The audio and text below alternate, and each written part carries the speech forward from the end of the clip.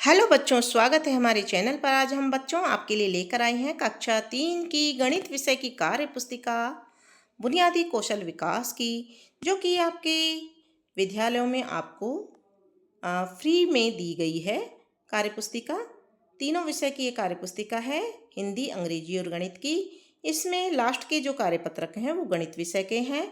तो आज हम शुरू करने जा रहे हैं गणित की कार्य पुस्तिका, जिसमें हम शुरू करेंगे कार्यपत्रक नंबर 1 से। प्रश्न है, चित्रों को देखकर नीचे दिए गए प्रश्नों के उत्तर दीजिए। यहाँ पर चित्र देखना है आपको कि इस पेड़ में देखिए, ऊपर एक चिड़िया बैठी है, नीचे बिल्ली और खरगोश बैठे हैं। ये एक टेबल है, टेबल के ऊपर किताबें रखी हुई हैं। ठीक है, तो प्रश्न है, पक्षी पेड़ के ऊपर बैठा है या नीचे? तो पक्षी पेड़ के ऊपर बैठा है, तो यहाँ ऊपर लिख देंगे। कप मेज के नीचे रखे हैं या ऊपर? तो नीचे। कप जो मेज के हैं नीचे रखे हुए हैं यहाँ पर। मेज के ऊपर क्या है? किताबें। बिल्ली और खरगोश पेड़ के ऊपर हैं या नीचे? तो बिल्ली और खरगोश दोनों पेड़ के नीचे हैं। पुस्तकों की संख्या कितनी है? 11। हम गिन करके देख लेते हैं। 1 2 3 4 5 6 7 8 9 10 11। ठीक है, 11 पुस्तकें हैं, तो हमने यहाँ लिख दी है। कागज की नाव जहाज के मुकाबले में छोटी है या बड़ी? तो कागज की नाव इसके अंदर, टब के अंदर चल रही है, ये छोटी है, तो छोटी पर टिक कर देंगे। कागज की नाव को आप पानी से भरे टब में चलाना पसंद करेंगे या बड़े समुद्र में, और क्यों? तो हम इसको टब में चलाना पसंद करेंगे। क्यों? क्योंकि कागज की नाव बहुत छोटी होती है, वो टब के पानी में ही अच्छी तरह से तैर सकती है। समुद्र में अगर उसको छोड़ देंगे तो वो भीग जाएगी और बह जाएगी। यदि टब को कागज की नाव के मुकाबले में देखा जाए तो टब नाव से छोटा है या बड़ा? तो टब बड़ा है, तो यहाँ हम बड़ा लिख देंगे। ठीक है, जब आप प्लेटफार्म पर खड़े होकर दूर से आती हुई रेलगाड़ी को देखते हैं तो वह प्लेटफार्म पर खड़ी उसी आकार की रेलगाड़ी की तुलना में कैसी दिखाई देती है? छोटी या बड़ी? क्योंकि दूर से आ रही है ट्रेन, तो हमको वो वहाँ की खड़ी हुई रेलगाड़ी की तुलना में छोटी दिखाई देती है, तो यहाँ हम छोटी लिख देंगे। जैसे जैसे रेलगाड़ी चलकर आपके पास आती है, वैसे वैसे उसके आकार में क्या बदलाव महसूस होता है? वह बड़ी होती महसूस होती है, छोटी तो वह बड़ी होती महसूस होती है। क्या चलती हुई रेलगाड़ी का वास्तविक आकार सच में बदल रहा है? यदि नहीं, तो उसके आकार में बदलाव क्यों महसूस होता है? अपने शिक्षक और साथियों से चर्चा करके यहाँ पर उत्तर लिखना है। तो बच्चों, रेलगाड़ी का वास्तविक आकार तो वही होता है, बदलता नहीं है।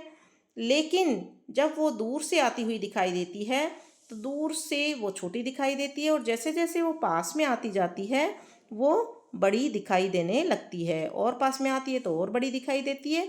तो इस तरह से हमें चलती हुई रेलगाड़ी जब पास में आती है तो हमें ऐसा लगता है कि वो बड़ी होती जा रही है। ठीक है, फिर है अगला प्रश्न। दिए गए चित्र में जो पतंगे आसमान में ऊपर उड़ रही हैं उनमें लाल रंग भरिए, और जो पतंगे नीचे छत पर पड़ी हैं उनमें बैंगनी रंग भरिए। तो यहाँ पर देखिए, इस चित्र में ऊपर उड़ रही हैं ये पतंगे, इनमें सब में हमको लाल रंग भरना है, और जो ये नीचे पड़ी हैं छत पर उनमें हमको बैंगनी रंग भरना है। और इसी के साथ में आपका ये पहला कार्यपत्रक कंप्लीट हो जाता है। अब हम देखते हैं दूसरा कार्यपत्रक, कार्यपत्रक नंबर 2। पहला प्रश्न है,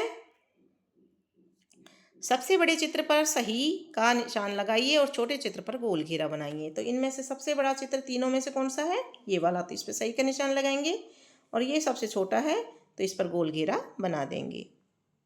सबसे छोटे चित्र पर सही का निशान और सबसे बड़े चित्र पर गोल घेरा बनाइए। तो यहाँ सबसे बड़ा चित्र गोल घेरा यहाँ बना देंगे, और सबसे छोटी ये चिड़िया है ना, इस पर हम गोल घेरा नहीं बनाएंगे, इस पर हम सही का निशान लगा देंगे।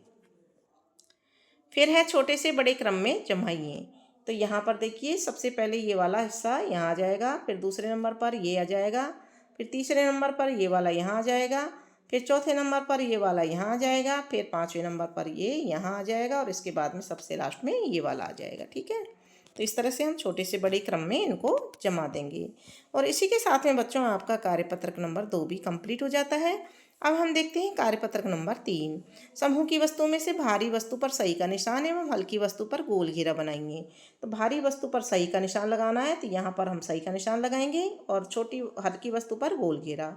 बड़ी वस्तु पर सही का निशान, छोटी वस्तु पर गोल घेरा, बड़ी पर फिर सही का निशान, छोटी पर हल्की वस्तु पर गोल घेरा। भारी वस्तु पर सही का निशान और हल्की वस्तु पर गोल घेरा बना दिया हमने। इस तरह से आप बना देंगे। समूह की वस्तुओं में से भारी वस्तु में लाल रंग एवं हल्की वस्तु में हरा रंग भी भरिए।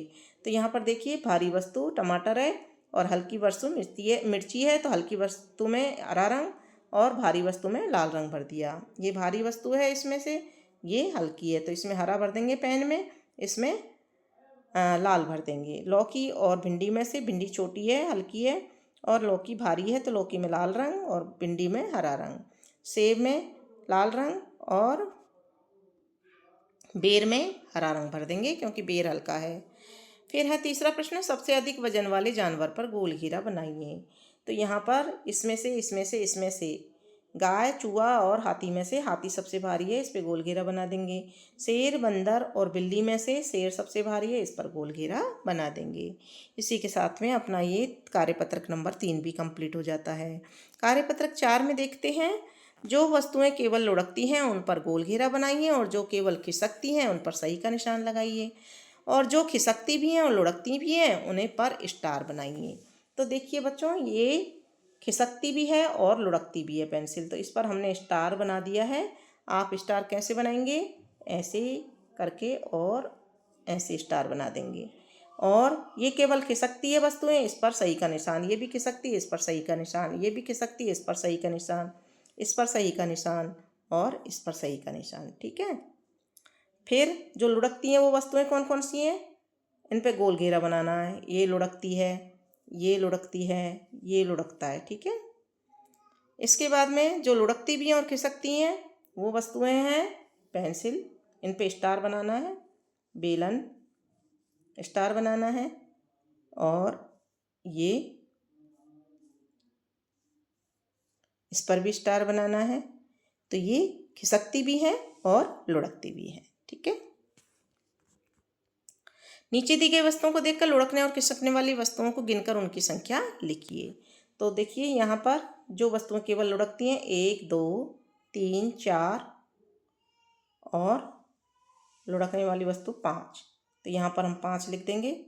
फिर जो वस्तुएं खिसकती हैं, खिसकने वाली वस्तु 1, 2, 3, 4, 5, तो यहाँ भी हम 5 लिख देंगे। और जो लुढ़कती भी हैं और खिसकती भी हैं, दोनों तरह काम करती हैं, उसमें से कौन कौन सी हो गई?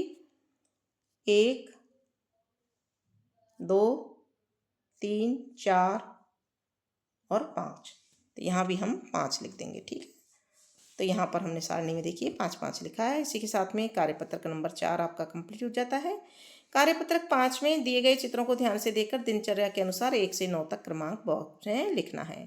तो यहाँ पर देखिए, बच्चा सुबह ये सो रहे, सुबह उठेंगे तो यहाँ पर 1 नंबर लिख देंगे। उठ करके ब्रश करने पर 2 नंबर, फिर नहाने पर 3 नंबर, फिर स्कूल जाने पर ये 4 नंबर लिख दिया। और फिर स्कूल में मैडम पढ़ा रही हैं, इस पर 5 नंबर। उसके बाद में स्कूल से आने के बाद में झूला झूलते हैं, खेलते हैं बच्चे, ये 6 नंबर पे आ जाएगा।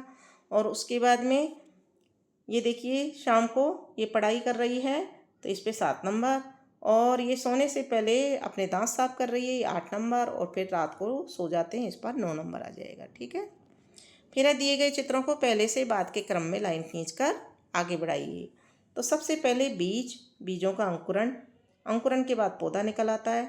पौधा निकलने के बाद में ये पौधा बड़ा हो जाता है, इस पर फूल दिखाई देने लगते हैं और फिर इसके बाद में फल आ जाते हैं और बड़ा हो जाता है। ठीक है। तो इस तरह से इनका क्रमांक डाल देंगे। इसी के साथ में हमारा कार्यपत्रक 5 भी पूरा हो जाता है। तो बच्चों, आज हमने कक्षा 3 के गणित की 5 कार्यपत्रक देखे हैं, कार्यपत्रक नंबर 1 से लेकर के कार्यपत्रक नंबर 5 तक। तो कैसा लगा बच्चों आपको ये वीडियो? अच्छा लगा हो तो लाइक कीजिए और कमेंट बॉक्स में लिखिए कि आपको ये कैसा लगा, और साथ ही हमारे चैनल को सब्सक्राइब कीजिए। तो मिलेंगे हम आगे की वीडियो के साथ में। धन्यवाद।